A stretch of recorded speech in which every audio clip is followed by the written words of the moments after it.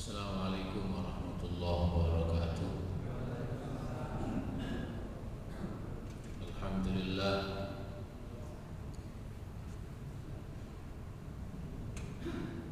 alhamdulillahil wahidil qahhar,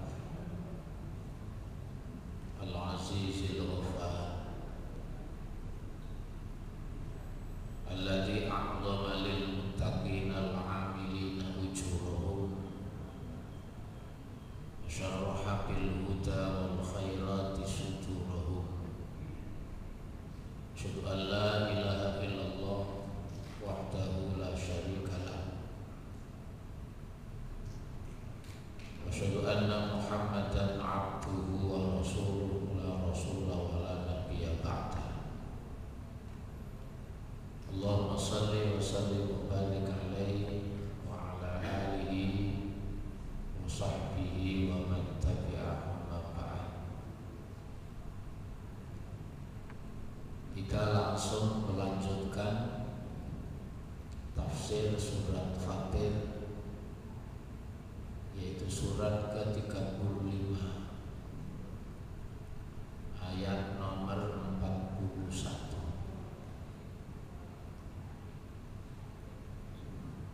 A'udzu billahi minasy syaithanir rajim. Bismillahirrahmanirrahim. Innallaha, sesungguhnya Allah, yumsikus samawati, menahan,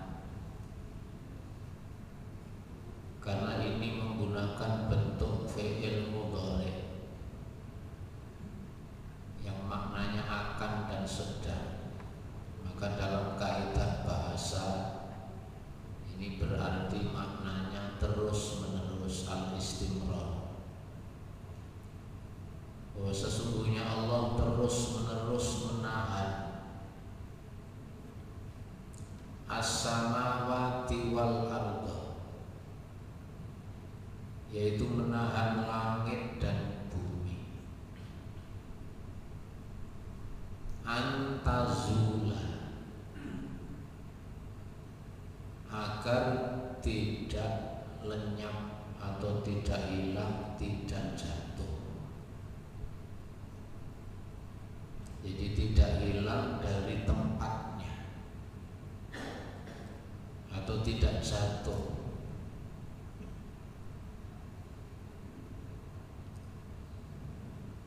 Sebab kalau langit dan bumi ini hilang atau jatuh atau keluar dari garis edarnya, wala in zalata, dan jika keduanya lenyap, yaitu keluar dari garis edarnya, keluar dari porosnya,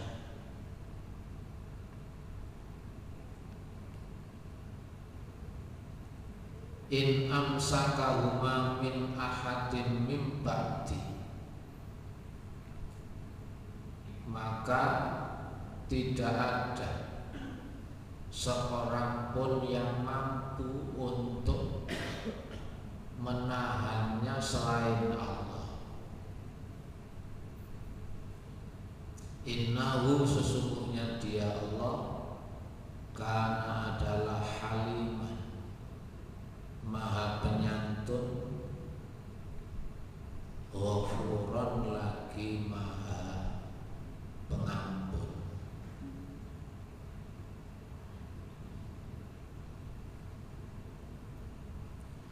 Setelah ayat sebelumnya berbicara tentang sesembahan-sesembahan selain Allah,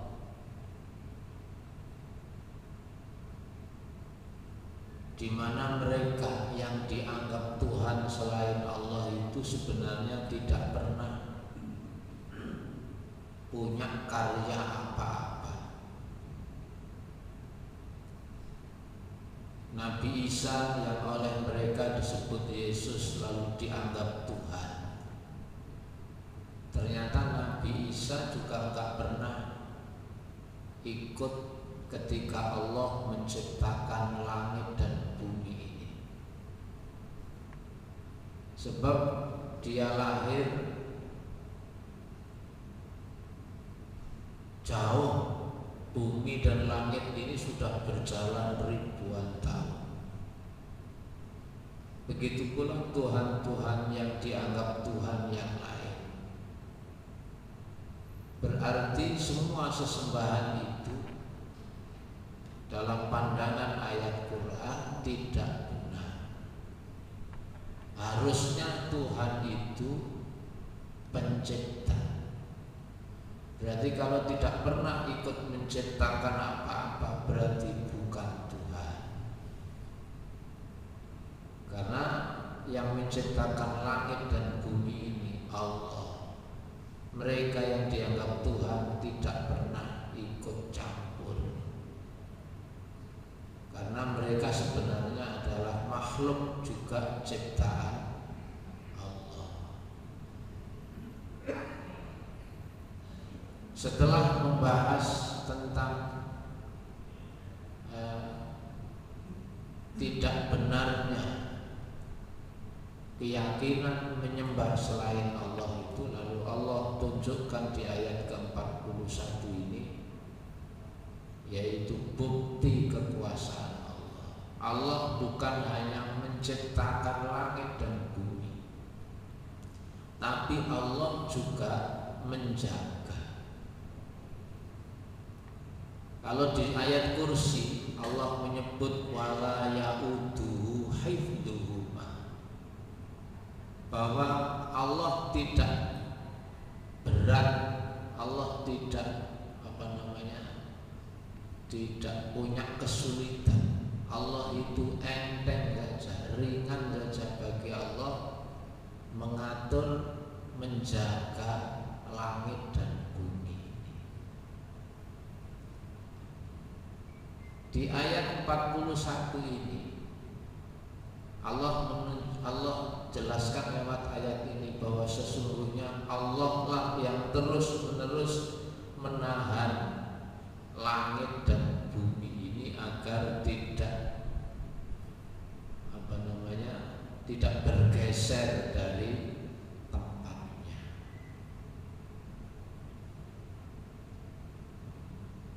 Langit yang dimaksud ini termasuk benda-benda langit. Ada matahari, ada bulan, bintang-bintang. Ini semua berjalan, beredar di garisnya masing-masing. Enggak pernah mereka dengan kemauannya sendiri mempercepat keedarnya. Juga tidak pernah dengan kemauannya sendiri memperlambat. Semua kata kalau di surat Yasin, wasyamsu tajri li mustaqarril laha, bahwa matahari berjalan di garis edarnya. Dzalika taqdirul azizil alim, itu adalah ketetapan Allah, ketentuan Allah yang maha perkasa, yang maha mengetahui. Kalau langit dan semua benda langit dan bumi ini tidak dijaga oleh Allah, tidak ditahan oleh Allah, maka hancurlah kehidupan di alam semesta ini. Kalau sampai saat ini semua berjalan baik-baik saja, itu karena semua masih dalam kendali penjagaan Allah Subhanahu wa Ta'ala. Hakikatnya kita hidup di bumi ini kalau dipantau dari jarak yang jauh, aslinya bumi, matahari, planet yang lain itu sama-sama melayangnya. Jangan bayangkan bintang-bintang yang jumlahnya jutaan bahkan miliaran itu dicendel di mana, kok nggak jatuh?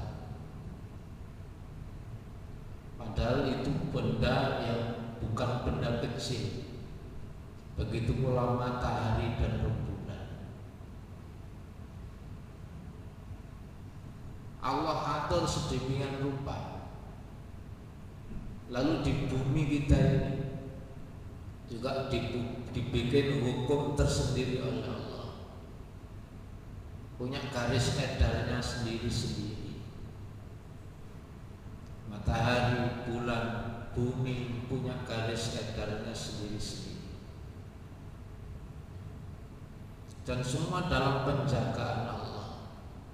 Dan Allah menyatakan di ayat ini, kalau seandainya langit dan bumi dan semua benda-benda yang ada di langit ini bergeser dari tempatnya, maka tidak ada seorang pun, bahkan yang dianggap Tuhan selain Allah sekalipun, yang mampu untuk mengembalikan atau menahannya.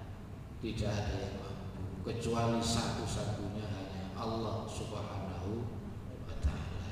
Karena itulah maka Allah lah yang berhak untuk diibadahi. Satu-satunya Allah lah yang paling berhak untuk disembah. Dan Allah sudah punya namanya sunnatullah.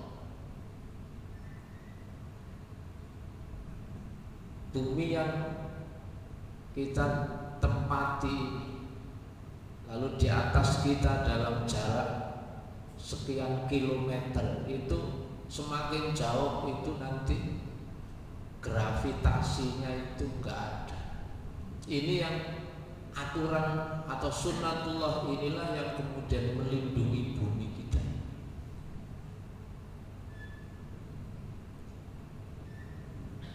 Matahari, kalau bumi kita tidak dirancang oleh Allah dengan berbagai macam lapisan, bahwa di atas kita yang tidak kelihatan mata itu berlapis-lapis melindungi bumi kita ini. Kalau tidak ada lapisan itu, cahaya matahari yang begitu panas itu pasti langsung membakar bumi.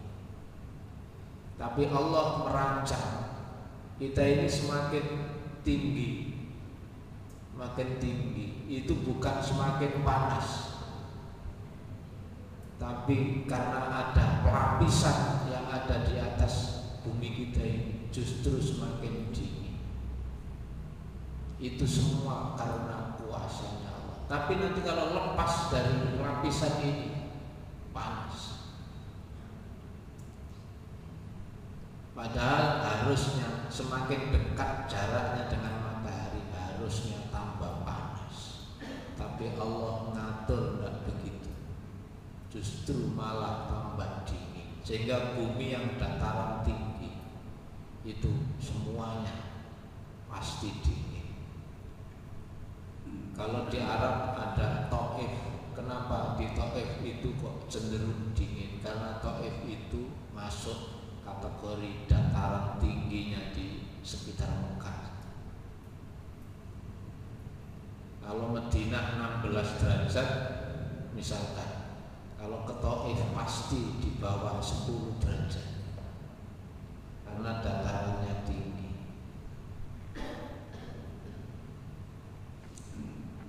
Kita kalau tidak baca Quran seperti ini, kadang tidak berpikir, nggak sampai mikir begitu, nggak sampai mikir begitu. Padahal itu semua adalah atas kuasanya Allah. Bahwa mereka, bahwa matahari, bulan dan semua benda-benda langit serta bumi kita yang kita singgahi ini semua dalam kendali Allah. Dan Allah enggak merasa terbebani ngatur itu semua.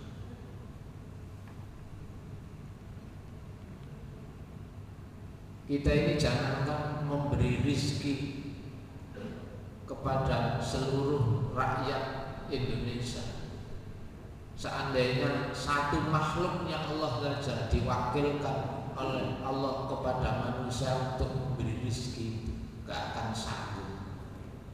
Coba seandainya ada orang diamani oleh Allah, mulai hari ini tolong rizkinya semut kamu yang ngatur, nggak usah semut sak dunya, semut Indonesia saja. Mulai hari ini tolong semut yang ada di Indonesia mulai hari ini urusan rizkinya saya serahkan kepada kamu. Ini ono sampai kelaparan salah siji awak musim bertanggung jawab. Kira-kira sanggup apa tidak? Nggak akan sanggup. Padahal itu rizki ini semut. Tapi ketika Allah yang ngatur itu, nggak ada satupun yang kekurangan jatah rizki. Oleh Allah dikasih ilham, dia bisa mencari sendiri mana yang harus dimakan, mana yang ini. Itu pun sama Allah diatur. Semut itu ada job disknya sendiri-sendiri. Ada yang tukang nyari intelijen. Kalau sudah ketemu makanan, dia memberi informasi ke temannya dengan memberi tanda, jalannya ditandai, sehingga nanti teman yang akan mengambil makanan itu pasti melewati jalan yang sudah ditandai oleh semut awalnya. Makanya kalau dia memberi tandanya kok belok, pasti nanti semua semut yang membawa makanan itu mesti belok juga. Ini semua kuasanya.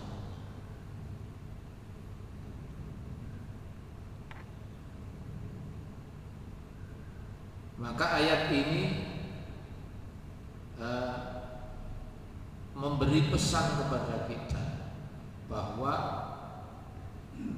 yang patut untuk diibadahi, yang patut untuk dijadikan sandaran adalah Allah Subhanahu wa ta'ala. Kalau ngatur langit bumi ini saja Allah kuasa, apalagi hanya sekedar ngatur kita. Kalau sekedar melindungi kita, Allah ngatur langit bumi ini gak keberatan. Lalu Allah mengakhiri di ayat ini, innahu kana haliman ghafura, bahwa sesungguhnya Allah itu maha penyantun, ghafuran maha pengampun. Apa bukti Allah menyantuni dan mengampuni itu? Allah tidak secara langsung memberi hukuman kepada hamba-hamba Allah yang berbuat kesalahan. Oleh Allah orang-orang yang berdosa tidak langsung dijatuhi hukuman saat itu juga. Allah tidak menyegerakan hukuman, itu bukti Allah maha penyantun, sekaligus juga Allah maha pengampun.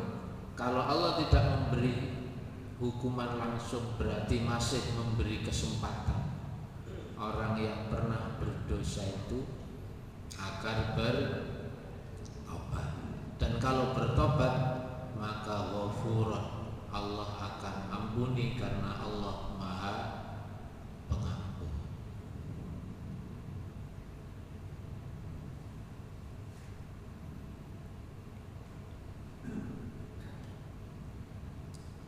Kemudian ayat 42, wa aqsamu, dan mereka yang dimaksud adalah orang-orang yang tidak beriman. Wa aqsamu, dan mereka bersumpah. Kalau dulu di zaman Nabi orang-orang kafir Quraisy, mereka bersumpah billahi, dengan nama Allah, jahda aimanihim, yaitu dengan sungguh-sungguh sumpah mereka.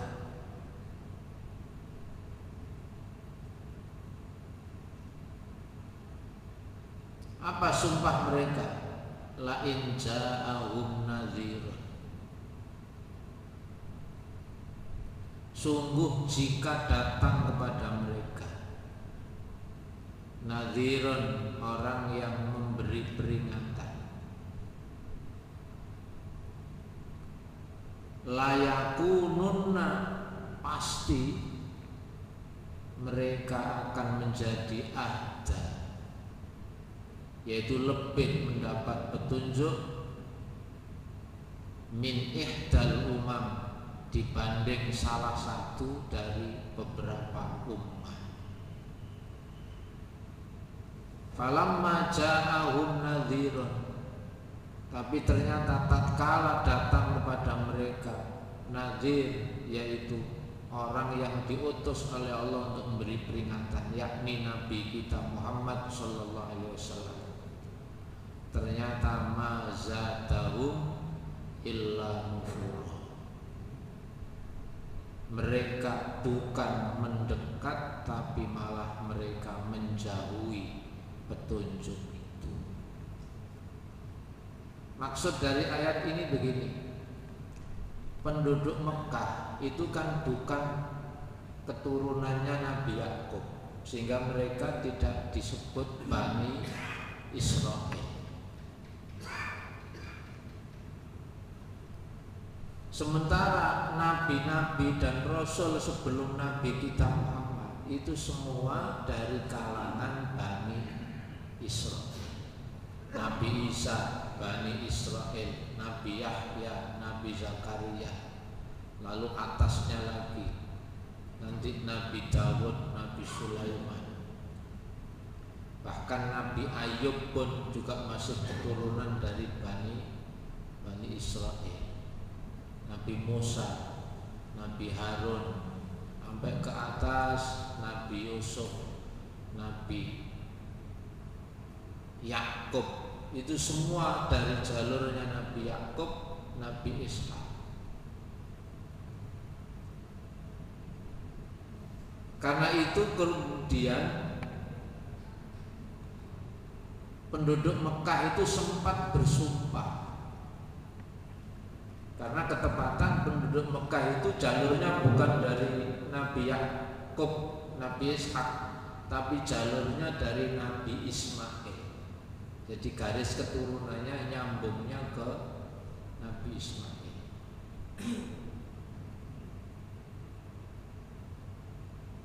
Karena itu terus mereka bersumpah, seandainya kata mereka, demi Allah, seandainya datang kepada kami pemberi peringatan, maksudnya diutus di antara kami rasul, sebagaimana Allah juga ngutus kalangan rasul di kalangan Bani Israel, maka pasti kami semua lebih mendapat petunjuk dibanding mereka, yaitu Bani Israel. Ternyata apa yang terjadi? Sumpah mereka itu hanya tinggal sumpah. Ketika benar-benar Rasul terakhir itu bukan dari kalangan Bani Israel, yaitu dari jalur Nabi Ismail, namanya Nabi Muhammad sallallahu alaihi wasallam, diutus oleh Allah sungguhan di bumi Mekah. Ternyata mereka yang pernah bersumpah itu justru mereka yang terdepan menjauhi dan tidak mengikuti petunjuk dari Rasulullah itu. Berarti mereka bersumpah begitu itu hanya sekedar karena nggak mau mengikuti ajaran-ajaran yang diajarkan Nabi sebelumnya, yakni Nabi Isa dan ke atasnya. Maka ayat ini mengingatkan, tatkala penduduk Mekah itu diutus di kalangan mereka sendiri, yaitu Nabi Muhammad SAW, ternyata mereka bukan mengikuti petunjuk itu, tapi malah menjauhi petunjuk itu. Padahal sebelumnya mereka benar-benar bersumpah. Berarti bahwa iman itu nggak bisa hanya sekedar ucapan, perlu bukti. Jadi iman nggak bisa hanya sekedar ngomong, tapi harus dibuktikan.